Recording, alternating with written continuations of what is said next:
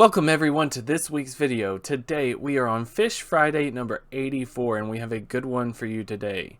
Today's fish might look familiar to you, but a lot of people don't actually know where these fish are or that they even exist. So always interesting to find those out.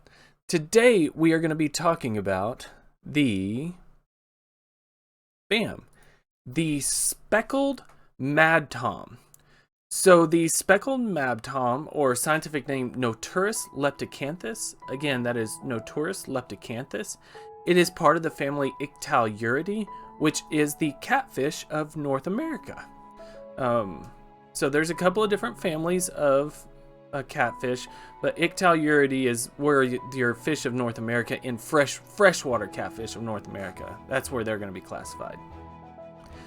This fish is found throughout the southeastern U.S. So think Louisiana, Mississippi, Georgia, Florida. There's a lot of these in Florida. They don't really come west of Louisiana. And in fact, I think they're only found in one river drainage in Louisiana. I don't quite remember. But I think that's where they go. But I know they get down to Florida and they're fairly common. They are found in small to medium streams. They're not found in your giant rivers, and they're usually found in very shallow riffles, but they can be found in all substrate types. So think sand, gravel, rock bottoms. These are where you're going to find this type of fish, not just the speckled Madtom, but just Madtoms in general. They really exist in these smaller to medium streams because they don't like to be in that heavy flow. But they will sometimes go to slower moving waters that have aquatic vegetation in them, and they'll go to those during the day, but they leave that aquatic vegetation at night to hunt. And they're really spending a lot of time hunting in those shallow riffles and things like that. If you can't tell from this picture, this fish is a pretty small fish. It is not large at all. The speckled Madtom is an average of 4 to 5 centimeters, which is 1.5 to 2 inches. And the longest ever recorded was 11 centimeters, which is 4.5 inches. So think about that. The world record basically is 4.5 inches versus 1.5. 11 centimeters. Like if you found a 10 centimeter one, you basically found Mac Daddy. This is not a big fish, but it does have some interesting coloration. It's got this real reddish brown body. It's got this light belly, especially like right under head and the chin. Like the very front part of the belly, it gets super pale. And it's really hard to see, but you can see they have this dark blotch right at the back base of the pectoral fins. So like this, it's more like a concentration of the freckles or anything.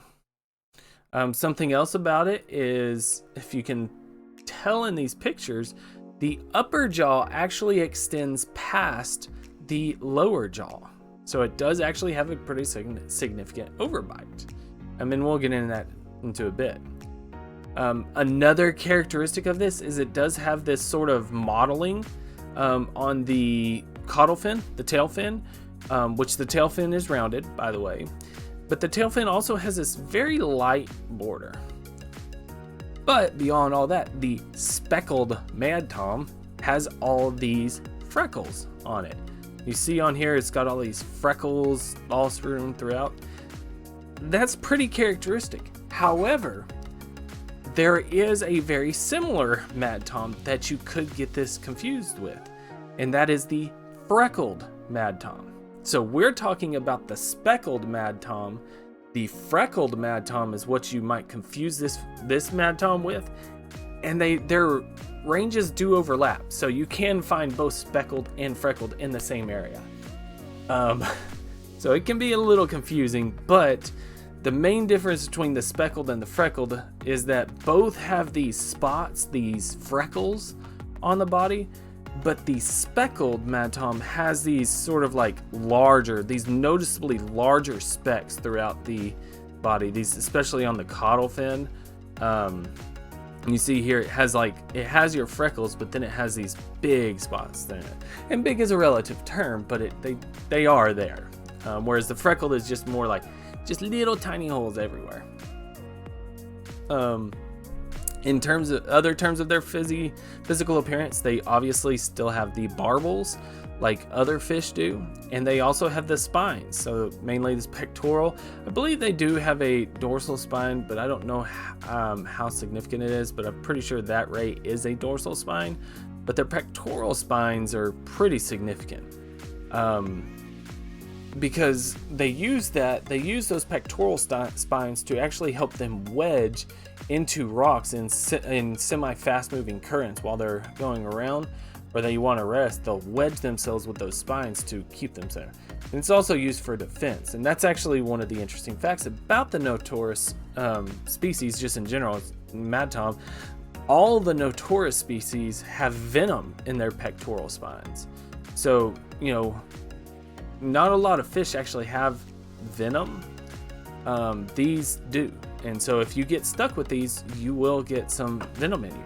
Now, I'm not going to say you're going to die. It's going to hurt like the dickens, especially considering that the speckled Madtom has a really low level of toxicity in its toxins. It's not that toxic compared to other Notoris.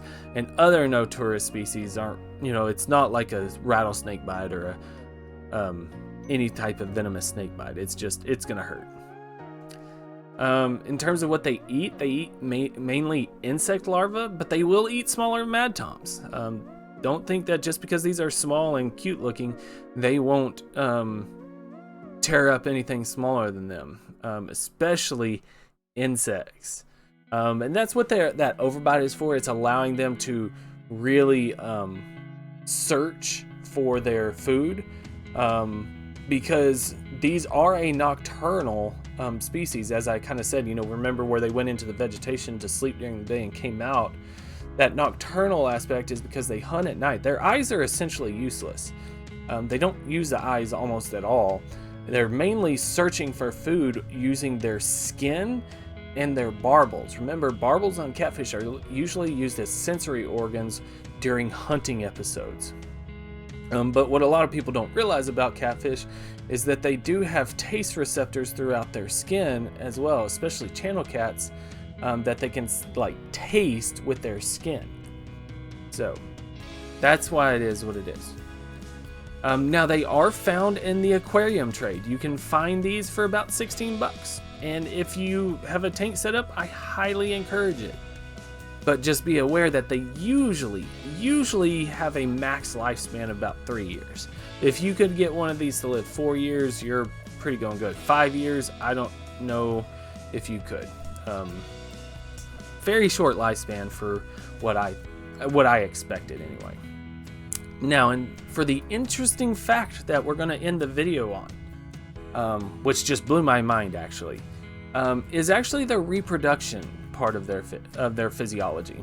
So the speckled Madtom, like most catfish, makes nests in cavities where the males will go and clean out those cavities. You know, clean out the dirt, the gravel. You know, clean it up, make it look nice, so that when mama comes home, she's a happy camper.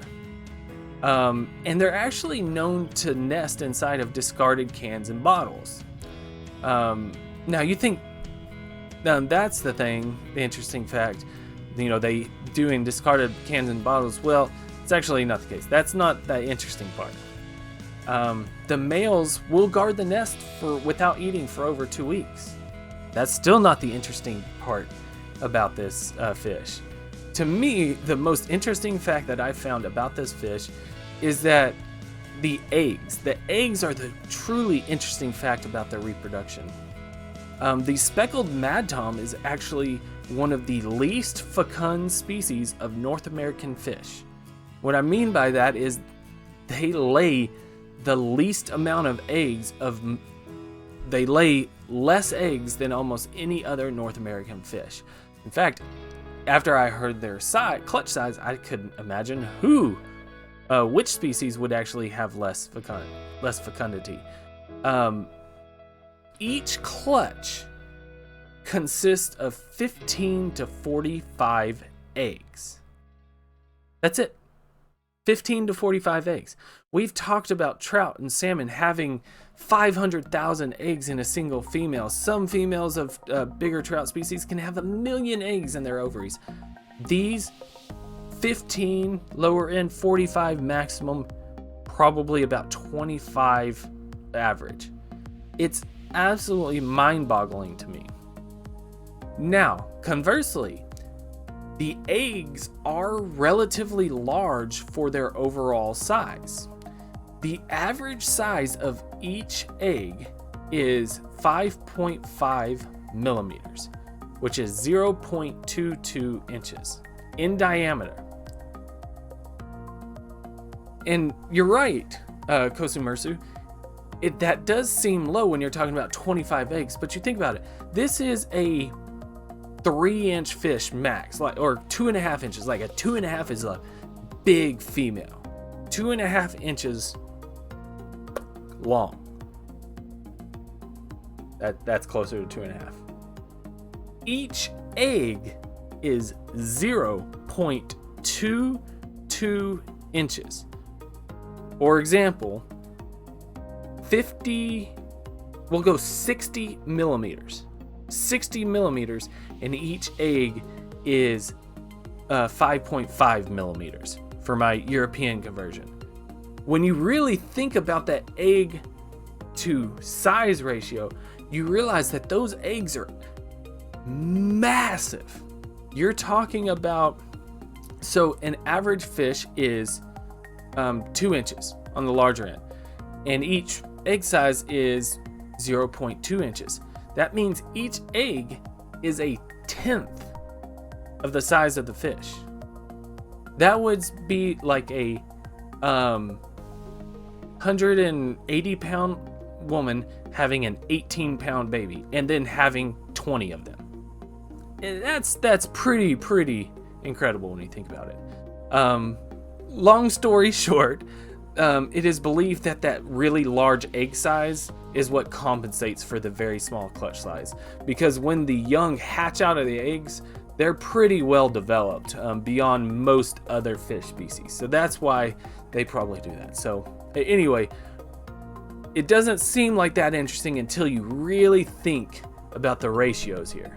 That's where it got interesting for me. But thank you guys so much again. I really appreciate it. Hope to see you again. If I don't, please be safe. Have a great day. Take care of yourselves. Take care of loved ones. Please leave a like, comment, and subscribe. If you do, I'd really appreciate it. Hope to see you again. And peace.